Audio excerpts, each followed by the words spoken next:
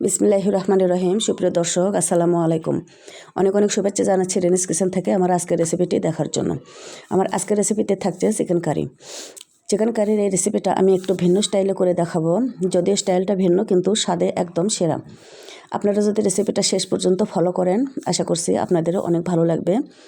আর ভিডিওটা যদি ভালো লাগে প্লিজ একটা লাইক দিবেন, আর সেই সাথে চ্যানেলটি সাবস্ক্রাইব করে নিয়ে নিয়মিত চ্যানেলের সাথে থাকার অনুরোধ রইল।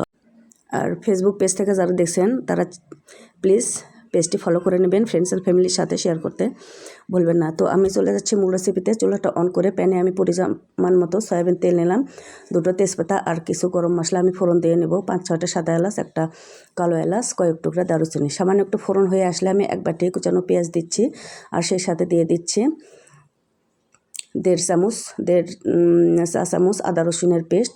সামান্য একটু ভেজে নেব পেঁয়াজ আর আদা রসুনের কাঁচা গন্ধটা যাওয়া পর্যন্ত। একটু ব্রাউন কালার ধরে আসলে এখানে আমি অ্যাড করে দেব চিকেনগুলো। এখানে আমি পাকিস্তানি চিকেন নিয়েছি 1 কেজি ওজনে একটা, আমি পুরোটা ইউজ করলাম।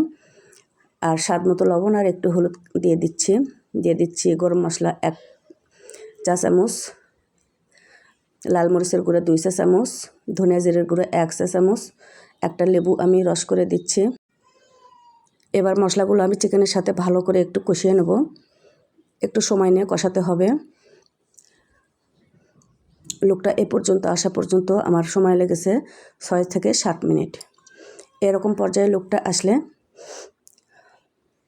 আমি মাংসটা সিদ্ধ করার জন্য এ পর্যায়ে পানি অ্যাড করে দেব। মাংস সিদ্ধ করার জন্য আমি পরিমাণ মতো পানি দিয়ে নিলাম, আর নেড়েচেড়ে ঢাকনা দিয়ে রান্না করে নেব। পানিটা সিদ্ধ একটু কমে আসা পর্যন্ত, আর মাংসটা ভালো করে সিদ্ধ হয়ে আসা পর্যন্ত। আমার মাংসের পানি অনেকটা কমে এসছে। এ পর্যায়ে আমি দিয়ে দিচ্ছি 7 থেকে 8টা ছোটো সাইজের কাঁচামরিচ। ঝালটা বুঝে দিতে হবে এখানে।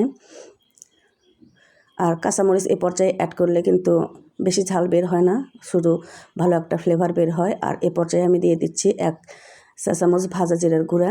ভাজা জিরার গুঁড়ার মরিচটা একটু নেড়েচেড়ে মিশিয়ে নেব।